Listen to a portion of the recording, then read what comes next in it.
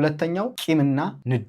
ብዙ ሰዎች በቂምና በንዴት ህይወታቸውን ይመራሉ። እንዴት ነው? ብዙ ሰው ብቻውን አይኖር፣ ከሰው ጋር ነው የሚኖር። ስለዚህ ከሰው ጋር በሚኖረን ማህበራዊ ህይወት ውስጥ የሆነ አካል በሆነ አካል ይጎዳል። ስለዚህ አንዳንዶች ምንድነው የሚሆኑት? በሆነ አካል ጉዳት ይደርስባቸው። ስለዚህ ቂማቸውን እንደያዙ እንደተብሰለሰሉ ህይወታቸውን ይመራሉ። እነዛ ሰዎች እኮ አንዴ በድለዋቸው ሂደው የራሳቸውን ህይወት ቀጥለዋል። ረስተውታል። ሁላ እንደበደሏቸው ሁላ ላያስታውሱ ይችላሉ። ቢያስታውሱም እንኳን ህይወት ይቀጥላል ብለው በደላቸውን ቢበድሉም ህይወታቸውን እየኖሩ ነው። እነዚህኞቹ የተበደሉት ሰዎች ግን ቂማቸውን በማብሰልሰል በብስጭት በንዴት ህይወታቸውን ይመራሉ። ይህ አስፈላጊ አይደለም። ምክንያቱም ሰዎቹ ከበደሏቸው በደል በላይ ራሳቸው በቂማቸውና በማብሰልሰላቸው ምክንያት ህይወታቸውን እየበደሉ ይሄዳሉ። ስለዚህ ቂም ራስን ነው የሚሉ። ልክ አሁን ቂም መያዝ ማለት በማህፀን ወይም በሆዱ ውስጥ እባብ እንደማስፈልፈል ማለት። ራስን መርዙ የቂም መርዙ ራስን ነው የሚጎዳው። ከሌሎቹ ሰዎች ይልቅ ራስን ነው የሚጎዳው። ስለዚህ ይቅር ብሎ ህይወትን ቀላል አድርጎ ያንን ረስቶ መኖር ነው የሚሻል። ምንም እንኳን እነዛ ሰዎች ባይጠቅሙንም ግን ይቅርታ አድርገን ነገሩን ትተን አዲስ ጅማሬ አዲስ ህይወት መቀጠል ነው እንጂ